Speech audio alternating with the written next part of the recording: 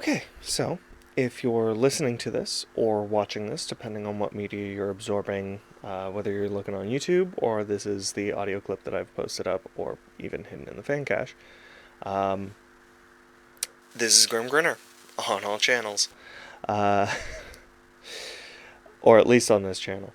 Um, Doing something a little bit different than the normal podcast stuff today. Recording this just to kind of get it out.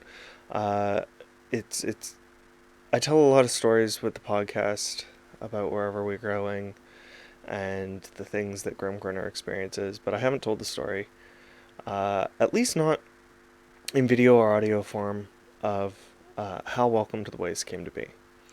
And while it's not as interesting a story as the ones you're used to hearing from me, it's still my story, and it's still something important to me. Sorry. So, uh, for anyone that doesn't know or didn't see a lot of the posts leading up to the original premiere of episode 0 of the podcast, uh, I I wasn't always a fan of the Wasteland. Um, when for a long time, post-apocalyptic stuff was interesting. Like I'd seen Mad Max, I'd seen like Book of Eli and stuff like that. I thought they were fantastic films. I thought they were really interesting, but I I always thought of like post-apocalyptic stuff, like Fallout video games and stuff like that, as just kind of too bleak. I was like, this is something that can actually happen. It's terrifying to me. I like zombie films though, which is always odd, but I guess zombies is a little fantastical usually. Um, until an ex of mine got me to finally sit and play Fallout. It started me with Fallout New Vegas. I did not start with the original, sorry to say. I have since gone back and managed to play most of the original first two games. Um, but yeah, I found it difficult to wanna play them initially until I saw the trailer for Fallout 4. And that's when my ex was like, okay, like, you gotta watch this trailer. I watched the trailer. I thought it was cool. And then I sat down and played it. I was like, okay, I'll give it a shot. And I started playing Fallout New Vegas, and fell in love with it. Just like the odd sense of freedom to it. That you're in this wasteland and you can be who you want to be. You can be the hero. You can be the villain. You can be whatever you'd like. And I played that. Then I played Fallout 3. Um, and I fell in love with Three Dog as a character in Fallout 3. Just that radio station kind of broadcasting out in a wasteland, telling of your adventures, talking about different things that were occurring in the world around you, and guiding you towards different places. I thought that was really interesting. And I kind of filed it away in my head. I was in a weird place in my life at that point in time, where I had 10,000 projects I wanted to do and no means, no motivation to actually go and do them. I was like, I'll just work my jobs and I'll just have these as fun little hobbies.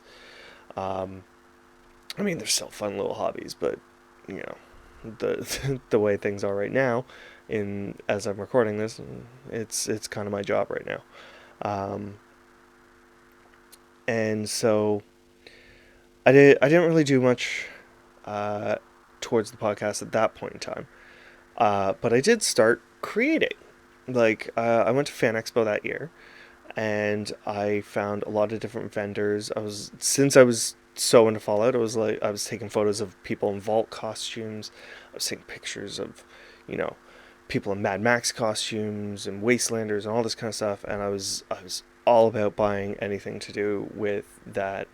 Um, I was huge into Borderlands throughout that time. Uh, I think that year for Fan Expo, I came home with just Borderlands and Fallout merch, from artists and vendors. In particular, I came home with a handful of caps, because of course there are plenty of vendors that sell caps at something like Fan Expo or Comic Con, because it's easy to make and you can sell it for a considerable profit, all things considered, depending on how you're getting your caps. Uh, And at the time, I was working in a bar environment. So I was like, oh, I have an unlimited supply of caps. So after Fan Expo that year, I went home and I sat at home and I had discovered the Nuka Break series, uh, and had Mad Max on Blu-ray, uh, or had specifically Fury Road on Blu-ray. Um, and so I went home and over the course of a weekend, I started making caps for myself. I found a sheet to print off of the little Nuka Cola labels and started making them. And I think that first one I made took me 45 minutes, which was which I was impressed with at the time. But that was also a lot of trial and error and a lot of figuring out the best way to do it. And then I made caps for a couple of my coworkers who were really into Fallout. I made a couple custom ones for them, and I was just having so much fun doing it. And so I just started doing it in general. Like any free time I had, I would get cups full of caps at work. I'd bring them home. I had a couple of jars at home, and if I had an afternoon where I wasn't doing anything, I just sat and made caps. Um, and I built up a pretty decent stock leading up to the Fallout 4 midnight release, wherein I had made a whole ton of caps and I made these fun little, almost like cash boxes. Um,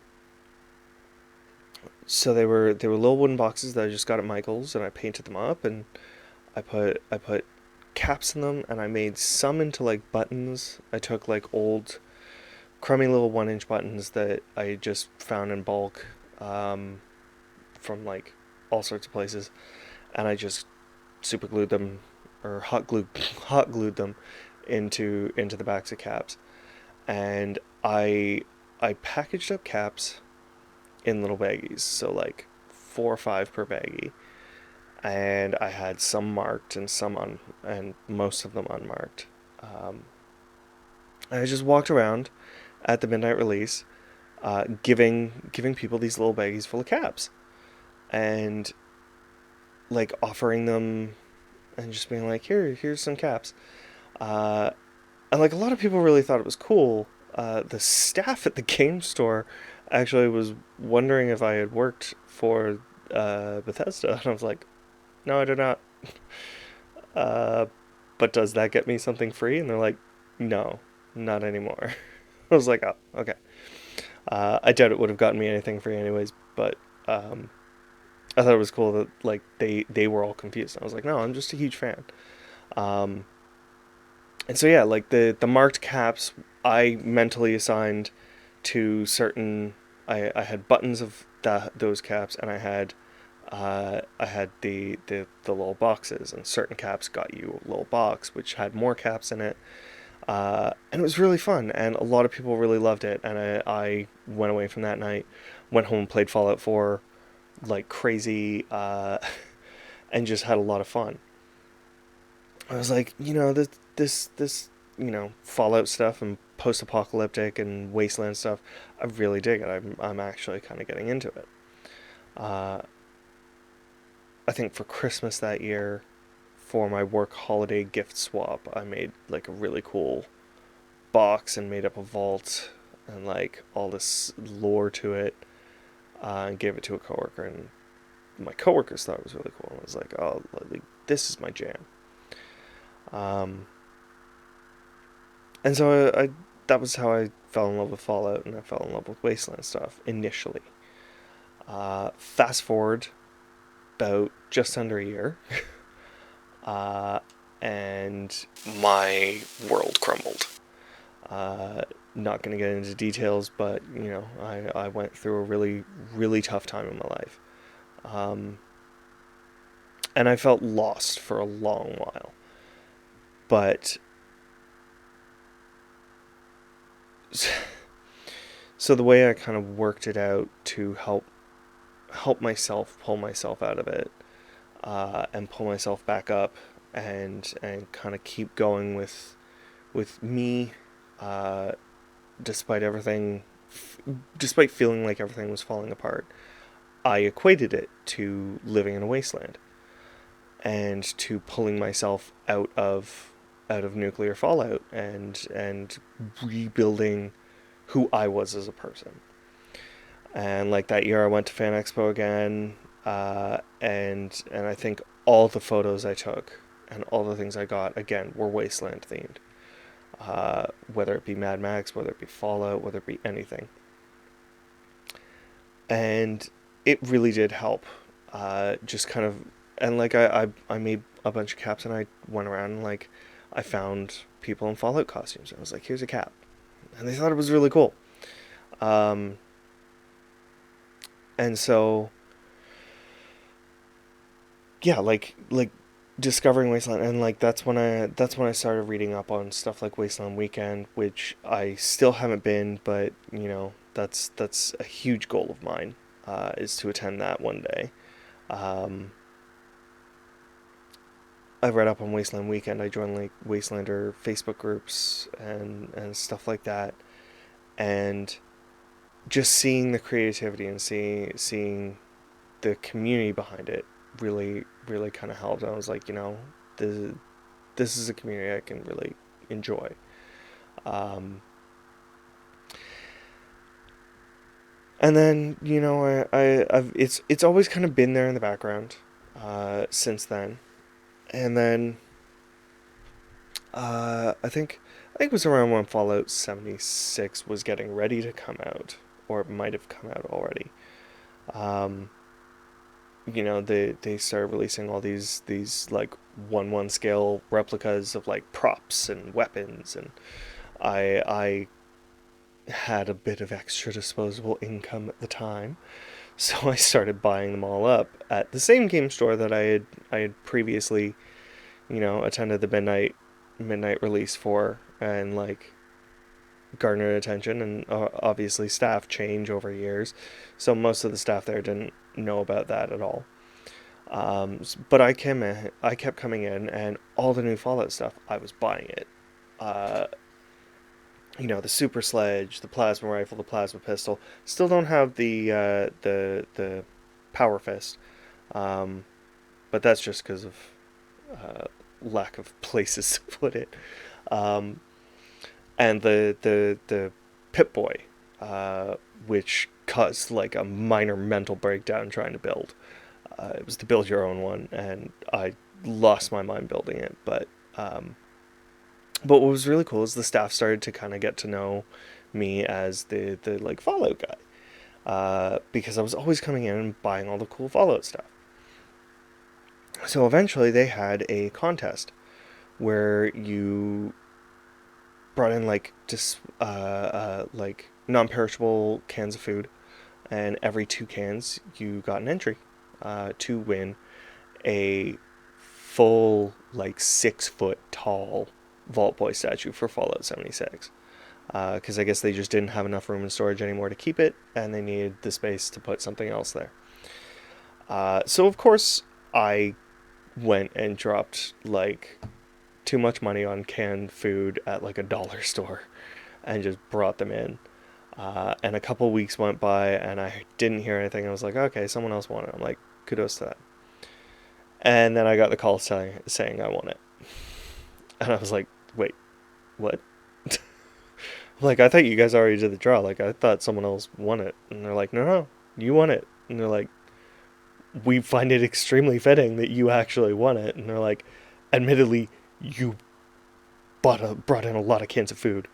Uh, so I went in and I got it, and they took photos of me with it. Because I think that was when I bought the super sledge as well.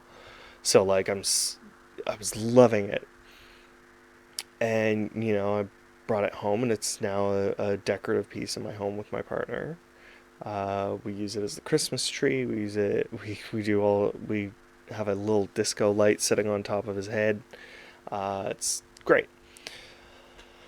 And so, we have that, and then fast forward just a slight bit past me getting that and having it in my home, to the pandemic starting, uh, and all of everything that's come along with that. And of course, I lost my regular paying job, and was shifted into one of those programs that was supplementing income. Uh, but obviously, I didn't have anywhere to go, and I was paying my bills still and everything, but I didn't have anywhere to go, didn't have anything to do, um, other than work out and play video games. So I put aside a little money here and there, and then I bought myself the equipment that I use for the podcast. Initially, it was with the intent, I was like, I kind of want to be a voice actor. I had gotten a lot of recommendations from people and coworkers and performers in my life who were like, man, like you do some really interesting voices and you can keep them up and you can keep them going for a long time, uh, almost annoyingly a long time sometimes. Um, like you should really consider voice acting. I was like, well, I'd love to. And at the time, I was watching a lot of Critical Role, and I was seeing all these voice actors and all these performers, and I was really starting to get a better appreciation for what they do. I mean, I've always appreciated performers. I've always loved the arts. I come from a very artsy family, um, but I was gaining a newer appreciation for them. Um, so I started collecting the equipment. I was like, I need a microphone. I should get a nice headset so that I can actually listen to myself. Bought the laptop. I set myself up and paid for the software so that I could record and so that I could do a little bit of editing because, like, years and years ago, I went to film school for film production and I loved the editing aspect of it, both sound and video. Um, so I was having a lot of fun, just kind of doing that, just messing around with voices. But it was feeling I wasn't doing as much as I could with it. Uh, but one day I did sit down and record just a little something. I was like, uh, my brain went back to 5, almost 6 years ago now when I was playing Fallout 3 and I was hearing Three Dog, and I was like, it'd be really cool to kind of do my own thing like that. And like I've listened to like other podcasts like Welcome to Night Vale and very story based things where it's a narrator kind of just talking and telling you stories and telling you what the goings on and all this kind of stuff.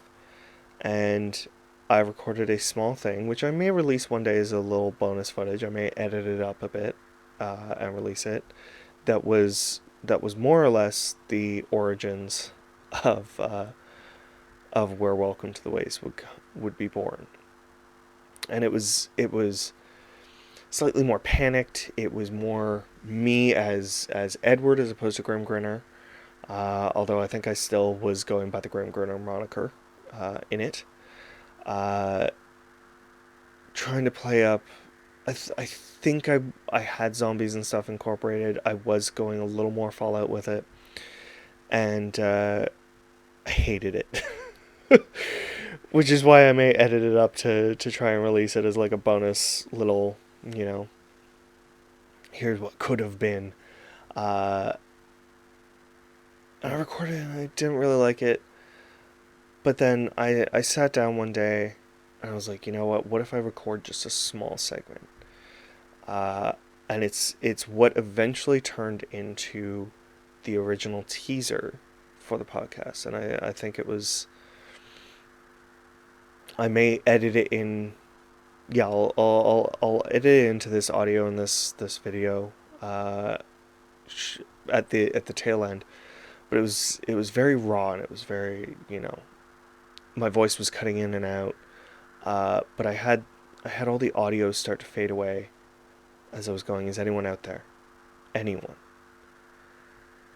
And I saved it to a SoundCloud and I saved it to my phone and I was listening to it. And I was playing it when I was camping in the summer, before when things started to kind of lift. My partner and I were able to go camping for a couple of days, and I played it and I was like, I really like this. I should do something with it. I should expand on it. Uh, and I came home from that weekend. I had taken a couple notes on my phone when I could, and I came home from that weekend and I started writing. And I wrote and wrote and wrote and wrote and wrote. And I started forming ideas, and I was like, okay, what do I want to do with this? How do I want to do this? Who is this character now? And I started evolving it. I'm like, he's got to have a companion. He's got to have a companion. So I created a companion, based it off my partner. I started doing all these little things and started building a world. And that eventually turned into the original version of the prologue, episode 0. And I sat and recorded it. I think I took 4 or 5 takes of recording it, most of which I've deleted now. So if you're looking for an odd, raw demo, I don't think they exist anymore. Although, who knows? I may have some old demos of those original episode 0 and episode 1. And from there, I started talking with friends. I was like, hey, I really want to base a character off you. Is that cool? So like a lot of the characters we're encountering are loosely based off of aspects of friends of mine and people close to me in my life, which has made it a lot of fun to kind of envision for myself what these people in my life would kind of be like if they were in the wastes. And then I edited together the original trailer, kind of played with the aspect from that original teaser that I had done for myself. And yeah, it was. And then we're here. I've still been writing. I've still been, I've progressed it so much farther than I ever expected to. Like, to be honest, I knowing my past and the stuff I've kind of been working with and up in the brain meats, I expected that I would maybe do 1, 2, maybe 3 episodes, and then I'd start to really wane on doing this. And here I am, about to release my 4th bonus episode, which is coming after episode 9, along with all these other little bonus content things. Like, and I've got so much more planned. Like, I've got a 2nd season planned now, or started to plan. I mean, if you've been following me on all the social media and seeing, I've got the campaign setting, I've got the book, I'm funding a pin, I just took stock and I've got 400 buttons, plus another 200 in button packs. It's insane to see where I've come now. And I'm so excited for everyone I've been able to interact with through this. I've been messaging people through the Wasteland community, and like getting responses from people, and it's felt amazing. And every day that I'm able to work on this is another day of even on the days where I feel like crud, and I really am just not feeling like doing anything, I still do something. Whether it's a story post or an Instagram post, or it's just like doing a little bit of editing or pressing a few buttons, or just taking inventory.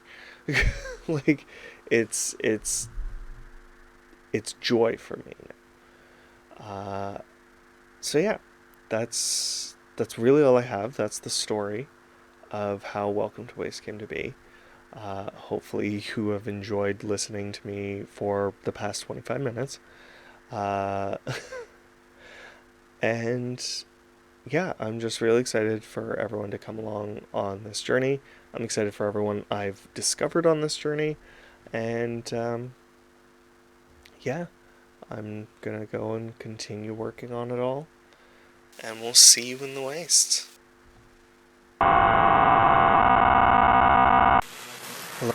Hello, this is Grimm Grinner. I'm broadcasting. Anyone. Is anyone out there? broadcasting on all frequencies. Is there anyone there? This is Grimm Grinner, broadcasting on all channels. Welcome to The Waste is available to listen on Spotify, Anchor FM, or wherever you listen to podcasts. Find out more at linktree.com/welcome to the wastes. See you in the wastes.